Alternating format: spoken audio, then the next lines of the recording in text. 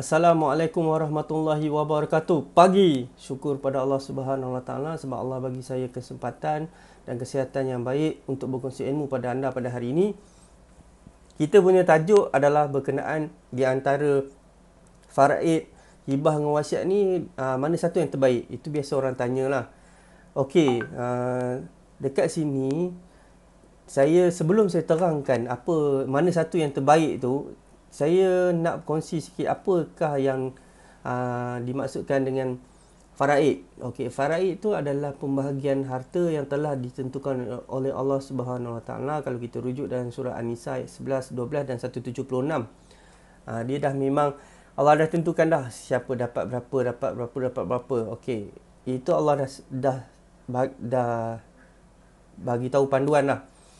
Okey, itu berkenaan dengan faraid. Hibah ni pula apa? Hibah ni adalah pemberian hadiah daripada penghibah kepada penerima hibah tanpa mengharapkan balasan.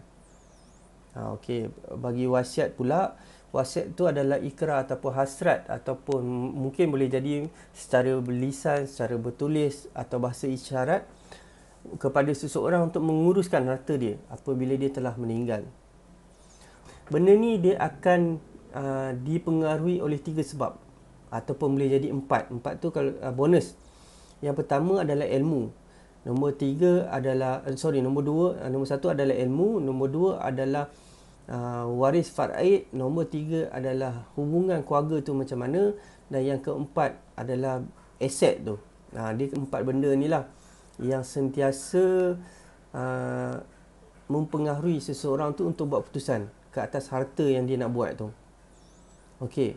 Sebelum saya nak saya ambil contoh yang pertama adalah dia buat keputusan berdasarkan ilmu. Ilmu ni maksudnya macam mana? Boleh jadi dia tak tahu, dia tanya. Dia tanya sehingga dia dapat buat keputusan mana satu yang dia nak buat. Ada yang orang yang macam ni. Dan ada juga orang yang bertanya, lah tak buat apa. Dia asyik nak compare ini sampai kesudah pun tak ada keputusan. Sampai setahun lebih pun tak ada apa-apa result. Dan saya pernah juga jumpa yang pernah lalui dekat saya lepas setahun lebih tu, bila saya teringat nak mesej balik, saya mesej dah meninggal dah. Yang reply isteri dia. Isteri dia cakap, minta maaf tuan, kami tak sempat nak buat perancangan harta ni sebab suami dah meninggal. Jadi nasib baik dah meninggal, tak boleh buat apa lah. Nasib baik keluarga dia boleh bertoleransi nak bincang pasal harta ni. Dan ada juga yang saya follow up bergaduh, dihalau, dia apa semua ni. Aduh, yang tu jadi kesian dekat waris-waris lah. Itu kesan apabila kita tak merancang dengan baik lah. Dan kalau kata berdasarkan ilmu ni juga, kalau anda perlukan nak belajar, saya ada grup Telegram, boleh join. Dekat situ saya akan share ilmu-ilmu berkenaan perancangan harta ni. Okey, pertama adalah berkenaan ilmu. Ilmu ni juga bila dia biasanya apa yang saya akan share adalah berkenaan dengan ilmu ni, kita kena tahu dulu apakah fungsi 3 benda ni dulu. Contoh faraid. Faraid ni fungsi dia adalah bahagian pembahagian. Apabila kita tidak merancang, kita tak buat apa-apa, tak buat dokumen apa pun tak, dia akan balik pada faraid dulu. Dia akan automatik faraid. Bila faraid ni, kalau kena waris tu dalam keluarga saja tak apa. Kita takut bila melibatkan contoh adik-beradik arwah. Kalau adik-beradik arwah jenis boleh bertoleransi, okey. Tapi dapat yang jenis memang nak harta semata-mata, itu jadi susah. Ada tak berlaku? Banyak. Tuan-tuan, saya rasa kalau nak cerita benda ni banyak dekat luar tu berlaku. Kadang-kadang boleh jadi dekat kawan-kawan kita yang terdekat. Itu yang pertama dengan faraid ni, dia memang macam tu. Pembahagian yang utama dia adalah bab pembahagian. Apabila meninggal, pembahagian. Dia akan, faraid itu dah ditentukan lah siapa punya. Cuma dia boleh tak ikut pembahagian faraid itu apabila perbincangan tu berlaku dan waris-waris ni setuju nak bagi kat siapa. Tapi itu perlukan perbincangan. Cuma ada masalahnya bila kes macam ni, kebanyakan yang saya tengok, bila ikut faraid, semua orang nak bahagian faraid dia. Saya bukanlah kata bahagian faraid tu orang tak boleh ambil.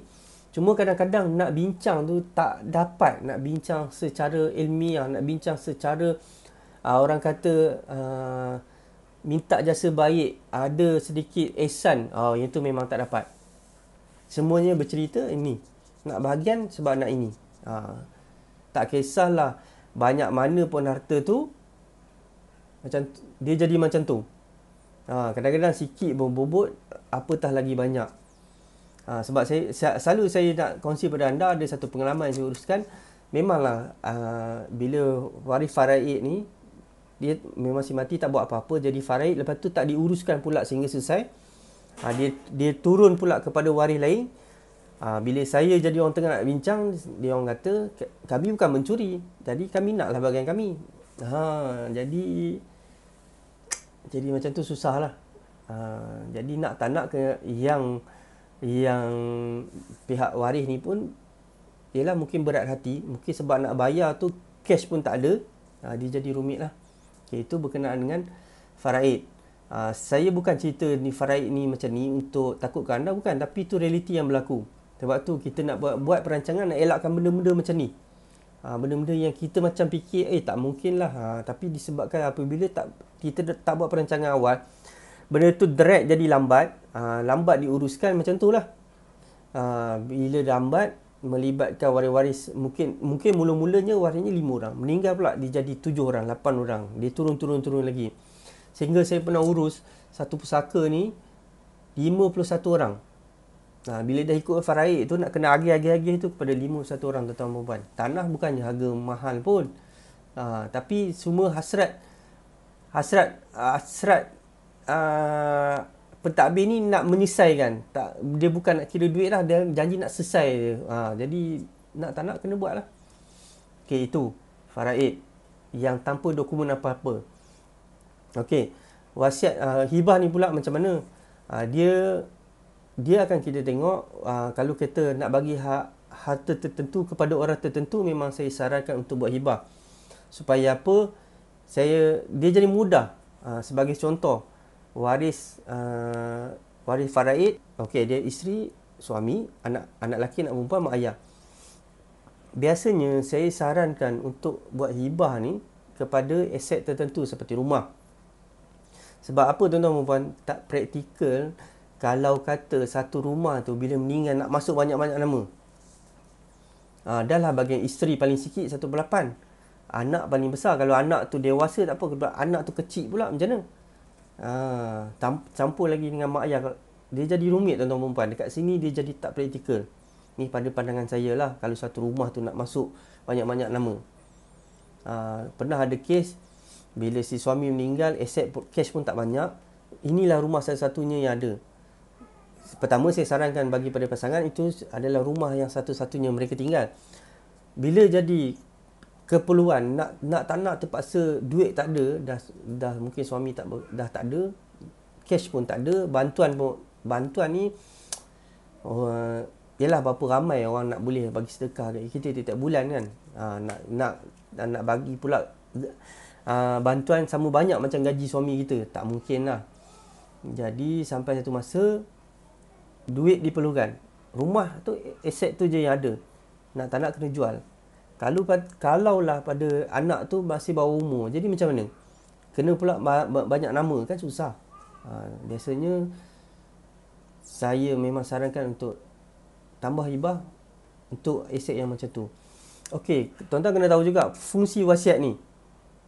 Sekarang ni fungsi wasiat ni pula, pertama adalah kita nak melantik pentadbir untuk menguruskan harta apabila kita meninggal. Bila kita meninggal.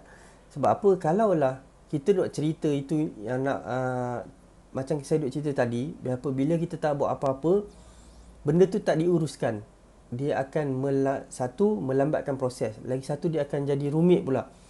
Contoh, waris faraid meninggal, dokumen hilang, bergaduh, tak ada orang tengah. Ini fungsi wasiat dia dekat situ. Pertama nak lantik pentadbir. Lepas tu fungsi wasiat ni juga, andai kata kita ada hasrat, contoh kita nak sedekahkan kita punya harta tu selepas kita meninggal, ya boleh buat melalui wasiat. Hibah tak boleh buat. Hibah kepada, kalau kita bagi ke orang tu je lah, dia jadi mutlak dia punya. Kalau wasiat ni dia nak sedekah ke masjid ke, atau nak badan kebajikan, dia boleh buat. hanya dengan wasiat. Jadi dekat sini anda dah nampak dah, berkenaan dengan ilmu ni anda kena tahu benda ni. Sebenarnya ada lagi instrumen-instrumen lain, tapi ini adalah basic yang anda perlu tahu. Sebab tu bila orang bertanya, biasanya berkait rapat dengan benda-benda ni lah saya akan terangkan. Baru dia boleh plan nak buat yang mana satu. Okey, berkenaan dengan faraid ni pula, dia kena tengok berapa faraid ni macam mana mempengaruhi seseorang untuk buat keputusan. Sebagai contoh, dia ada anak angkat. Dia tahu kalau ikut faraid, anak angkat memang tak dapat. Ataupun dia memang tak ada anak langsung. Dia tahu apabila meninggal, pasangan dia akan dapat, bukannya dapat 100% harta yang pasangan tinggalkan, hanya dapat berapa bahagian. Sebagai contoh, jika suami yang meninggal, isteri layak hanya 1/4. Jika isteri yang meninggal, suami dapat 1/2. Jadi kadang-kadang benda ni mungkin hasad dia nak bagi kat pasangan 100% untuk survive. Tapi bila ikut hukum dia macam tu. Tapi bila saya tak salahkan hukum, cuma kadang-kadang masyarakat kita ni yang kita pun tak dapat nak kontrol. Kalau dia boleh bertoleransi, lagi baik. Dia fikirkan, yalah, isteri ni atau pasangan ni yang dah hidup berpuluh-puluh tahun, jaga makan minum apa semua ni, patutnya kita bagilah dekat dia. Kadang-kadang kita adik-beradik ni pun, kita bukannya pergi bantu sangat pun. Kadang-kadang pasangan yang lebih tahu, yang lebih rapat daripada adik-beradik ni sebenarnya. Tapi kalau dia nak bagi juga ke adik-beradik dia pun tak kisah. Tapi buatlah perancangan. Buat perancangan sama ada, sebab tu perlu adakan instrumen seperti wasiat dan hibah ni. Untuk allocatekan harta-harta tertentu bagi kepada siapa, yang mana confirm nak bagi dekat contoh pasangan, buat dokumen hibah. Ini berkenaan dengan faraid. Faraid ni ialah biasanya benda-benda macam ni lah. Lepas tu pula, kalau waris faraid yang ada anak lelaki, bahagian dia mungkin lain, tapi perancangan tu tetap kena buat. Macam tu. Itu adalah berkenaan dengan faraid. Nombor 3, berkenaan dengan hubungan keluarga lah. Ini sangat kritikal lah. Kadang-kadang dah tak kisahlah waris faraid pun ada anak lelaki, walaupun tak dapat adik-beradik pun. Tapi hubungan keluarga ni tak okey, dia akan jadi isu setiap benda. Yang ini akan racun ni, yang ini akan hasut yang ini, Sampai saya pernah jumpa satu kes, mak ayah sendiri pun dah jadi lain macam, tak boleh nak toleransi. Dia kata ni harta anak dia.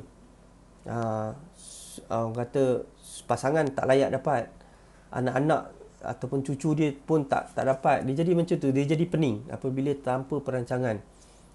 Hubungan keluarga ni pun bila dah masalah, dia akan sabit macam-macam hal. Hukum tu dia akan letak tepi. Undang-undang tu dia letak nombor 2. Dia ikut nafsu dia semata-mata. Sebab tu saya sangat sarankan untuk buat perancangan. Nombor 4, biasanya orang buat perancangan ni sebab aset lah. Tengoklah kalau dia banyak, mungkin perlukan perancangan yang khusus lah. Tapi kebanyakan orang buat keputusan untuk buat perancangan ni, nombor 2 dengan nombor 3 ni, waris faraid siapa, dan hubungan keluarga ni. Biasanya bila dah tak ngam ni, ialah orang awal-awal pun tak okey. Bila si mati ni tak ada, bila pemilik harta ni tak ada, lagi macam-macam hal. Saya dah jumpa macam-macam hal. Contoh, KWSP pun disebat, harta dia tak nak agih, waris faraid dinafikan, dia declare dekat mahkamah syariah, lagi seorang waris ni tak ada. Macam-macam hal, tuan-tuan perempuan. Jadi kalau anda yang tengok video ni, anda nak buat sama ada faraid ke, hibah ke, wasiat ke, tak kisah. Yang penting kena buat betul-betul. Kena ada hitam putih. Kalau kata anda nak buat secara faraid sahaja, tak kisah, lantik wasi dengan melalui wasiat, untuk menguruskan harta ni selepas anda tak ada. Itu objektif pertama. Lepas tu kalau kata anda ada aset-aset tertentu nak bagi pada pasangan, buat hibah supaya apa? Tak jadi masalah di kemudian hari. Duk berebut-rebut ni ramai-ramai ni. Okey, sampai di sini saja. saya kongsi pada anda. Kalau anda ada soalan, boleh hubungi saya secara terus ataupun boleh join grup Telegram saya untuk dapatkan info lagi. Okey, sampai di sini saja. Assalamualaikum warahmatullahi wabarakatuh. Pagi.